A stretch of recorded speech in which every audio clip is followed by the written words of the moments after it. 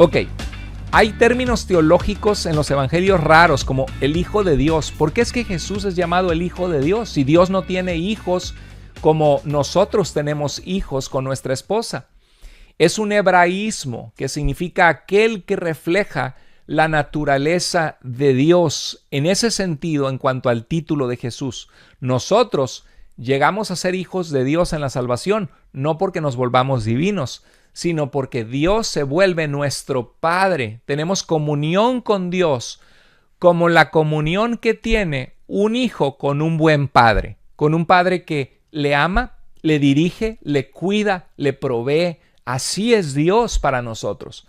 Pero cuando la Biblia habla de Jesús el Hijo de Dios, es un término teológico específico que quiere decir que Jesús es quien refleja la naturaleza misma de Dios en su encarnación, siendo hombre, siendo Dios que vino a humanarse. En esa humanidad, Él era el Hijo de Dios. A Dios nadie le vio jamás, dice Juan 1:18, mas el unigénito Hijo que está en el seno del Padre, que está en íntima unión en lo más cercano al Padre, nos lo ha dado a conocer. Jesús nos ha dado a conocer quién es el Padre, y Él es el Hijo de Dios porque es el único, por eso es el unigénito Hijo de Dios, el único que refleja su naturaleza, el único momento en la historia en que Dios se hizo hombre por amor a nosotros, como dice Filipenses 2:5-11.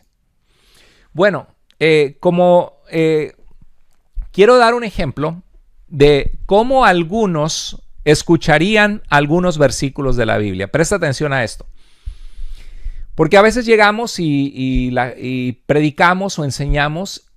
Te voy a dar un tip en tu ministerio. Cada vez que tú le leas la Biblia a una persona, si estás teniendo un estudio bíblico, es importante que le hagas preguntas. ¿Qué entendió? Porque es más bonito cuando la persona misma descubre la verdad de Dios que cuando tú se la dices. Léame comadre, léame compadre, léame amigo, vecina. Juan 3:16. ¿Y qué entiendes? ¿Qué crees que está diciendo Dios? ¿Y qué crees que significa que Dios nos dará vida eterna a todo aquel que cree? Y déjales a ellos descubrir la verdad del texto. Pero cuando hay palabras difíciles, ahí sí no le puedes preguntar, oiga, compadre, ¿y usted sabe quiénes son los fariseos? No, explícale. Mira, aquí los fariseos eran personas muy religiosas del tiempo de Jesús que buscaban guardar todas las cosas que Dios había dicho en la ley, pero aquí este versículo nos muestra que no es suficiente con ser religioso, sino que tenemos que creer en Jesús, poner nuestra confianza en Él. Pero explícale qué era un fariseo, porque si no, no lo va a entender.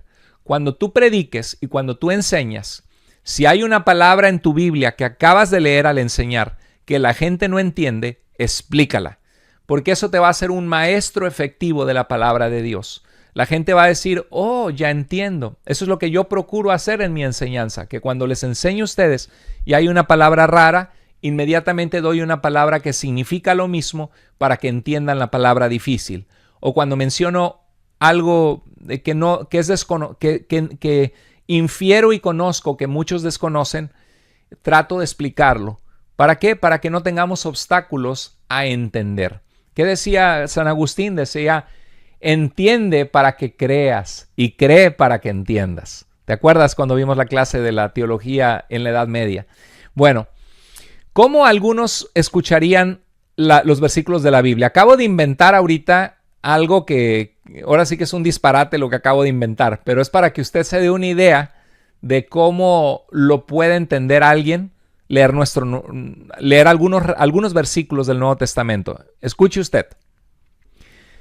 Se acercó Juan al río de Jordán y llegaron a él los malacitas que practicaban el petismo, y entre ellos un petróbulo de la región de Salicinia, quien preguntó, ¿es lícito dar el alipente a las cramas? ¿Cuántos de ustedes entendieron lo que leí? Es algo que que te rascas la cabeza y dices, a ver, ¿cuál era el río de Dorbán? ¿Y quiénes eran los malasitas? ¿Y cómo que practicaban el petismo? ¿Qué es el petismo? ¿Y cómo que un petróbulo? ¿Qué era un petróbulo? ¿Y cómo que qué era el alipente? ¿Y quiénes son las cramas? Bueno, así de difícil como lo escuchaste, imagínate un nuevo cristiano que llega y dice, y llegó Juan bautizando en el río Jordán. Y dice, hay gente que ni siquiera sabe qué es bautizar, aunque la mayoría tiene un trasfondo católico y ya sabe, ¿no? O se imaginan bebés. Y dice, se acercaron los fariseos y los escribas. Espérate, ¿quiénes eran los fariseos y quiénes eran los escribas? Entonces hay gente que así se le hace leer el Nuevo Testamento. Entonces cuando leemos tú y yo el Nuevo Testamento, la importancia de la enseñanza formativa que te estoy dando como mi amigo y hermano o hermana en Cristo que estás en este seminario, me imagino a varios de ustedes que quiero mucho y que ustedes ya saben quiénes son, que son parte de nuestra iglesia, que yo estuviera sentado con ustedes enseñándoles. Cuando ustedes enseñen la Biblia, traten de explicar cosas difíciles. Ahora, si es un estudio de célula o de un grupo de vida de una iglesia, de tu iglesia, recuerda que el que debe brillar es Cristo, no tú. El propósito no es que la gente te escuche y diga, oh, cuánto sabe la hermana, cuánto sabe el hermano. ¿Y de qué sirve que terminaron y dijeron cuánto sabe si sus vidas no son transformadas y no entendieron la verdad de Dios en sus vidas? Entonces, cuando tú enseñas, es importante que la gente participe. Es importante a veces hacer preguntas y callarte la boca. Dejar que la otra persona reflexione en el texto, la entienda y dar participación a otros.